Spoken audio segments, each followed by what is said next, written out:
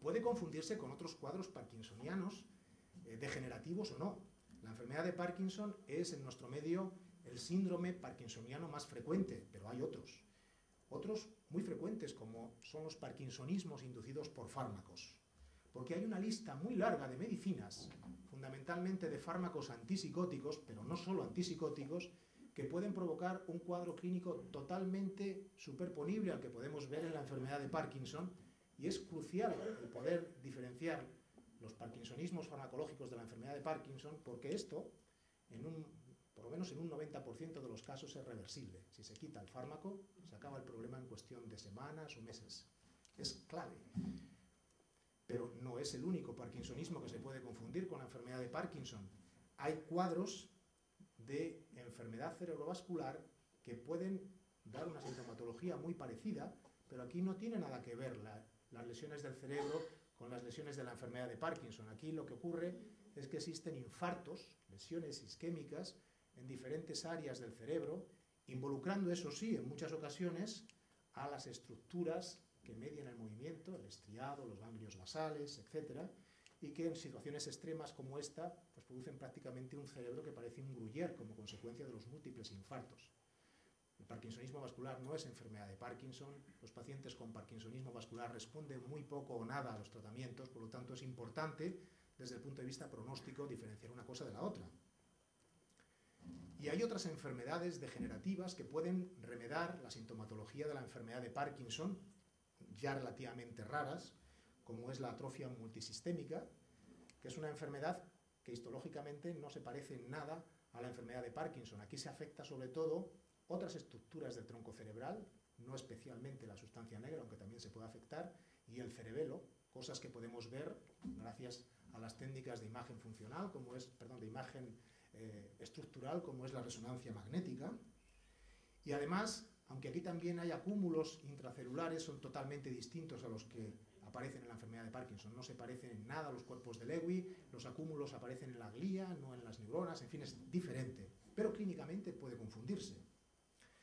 Otra enfermedad que puede confundir con la enfermedad de Parkinson es la conocida como parálisis supranuclear progresiva, donde, entre otros muchos síntomas, los pacientes tienen problemas graves en los movimientos de los ojos, que pueden ser tremendamente incapacitantes porque pueden no poder mirarse hacia arriba, hacia abajo, o los laterales de forma voluntaria.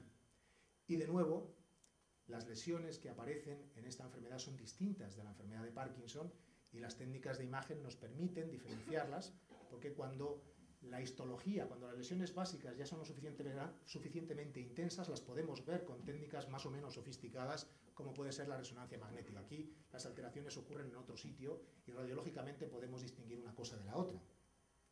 Y otras enfermedades más raras, como la degeneración corticobasal. Y hay otras. Simplemente estas diapositivas las pongo para que vean que el diagnóstico de la enfermedad de Parkinson puede ser relativamente sencillo para un experto, pero a veces es tremendamente complejo incluso para expertos en función de la evolución de la enfermedad. Por eso, y permítanme que resalte de nuevo, es muy importante que los pacientes sean diagnosticados, tratados y seguidos por un neurólogo. Pero bueno, vamos a cambiar de tercio y probablemente a ustedes lo que les interese es la terapia, los tratamientos. Para empezar por el final, he de decirles que al día de hoy todos los tratamientos de la enfermedad de Parkinson son sintomáticos.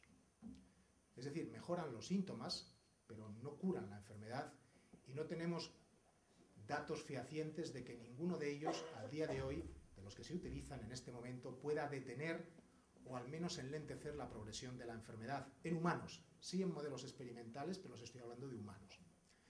Pero, al menos conceptualmente, hay otras terapias que están en desarrollo en la enfermedad de Parkinson. Evidentemente, un grupo de terapias ha de estar enfocado a parar la enfermedad. Es lo que, antes llamábamos terapias neuroprotectoras, ahora nos gusta utilizar el término de terapias que modifiquen la progresión de la enfermedad. En esencia viene a ser lo mismo.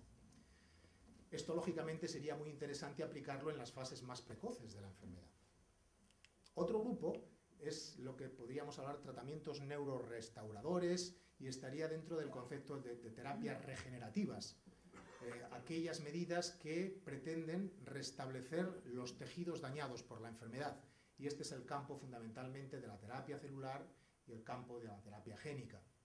Pero como digo, al día de hoy, los tratamientos de los que disponemos en la clínica son todos, oigan lo que oigan, desgraciadamente al día de hoy todos son sintomáticos. Y esto es un panorama de las medicinas de las que disponemos hoy para tratar sintomáticamente la enfermedad de Parkinson.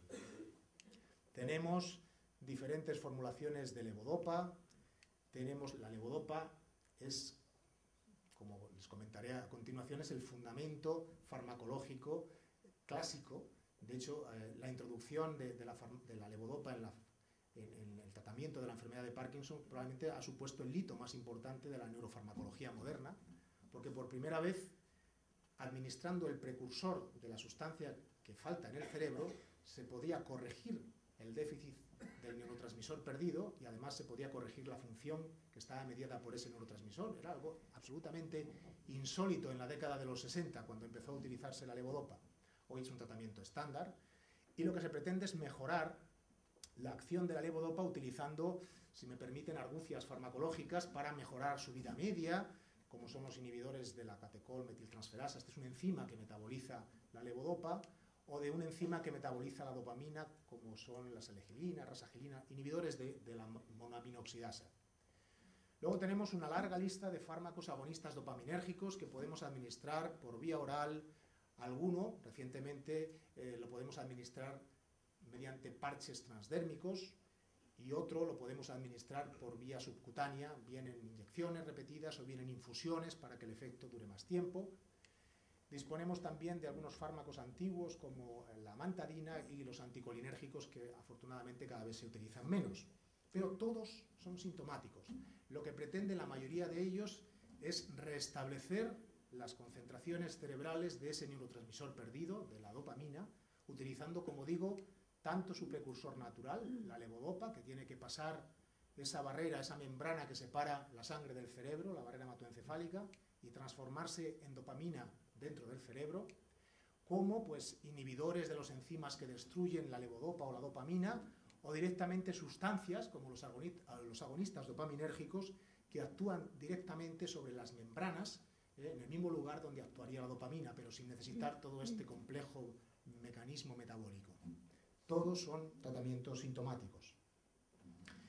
Y son tratamientos sintomáticos a pesar de que, como veremos a continuación, algunos de ellos sí modifican la historia natural de la enfermedad, comparada con cómo estaban los pacientes antes.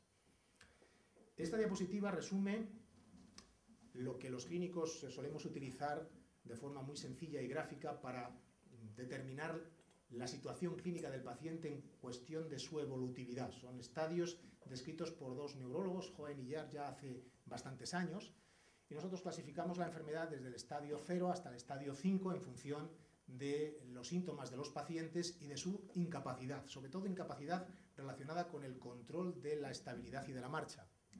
De tal manera que este estadio 3 marca un antes y un después. A partir del estadio 3 los pacientes tienen inestabilidad y pueden caerse.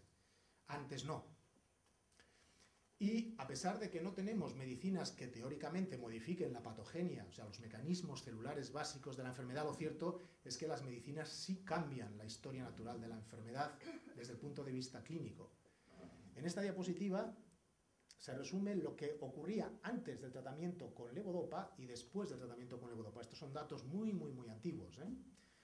Y como pueden ver, el tiempo que transcurre en llegar a una situación de discapacidad en los pacientes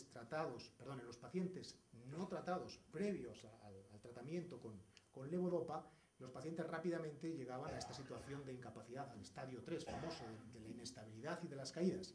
Pero el tratamiento con levodopa prolonga el número de años que los pacientes pasan en el estadio previo, antes de llegar evolutivamente a la situación de inestabilidad y caídas. Es decir, la levodopa no modifica la patogenia de la enfermedad, al menos con los datos moleculares y celulares de los que disponemos en este momento, pero desde luego sí cambia radicalmente la situación clínica de los pacientes.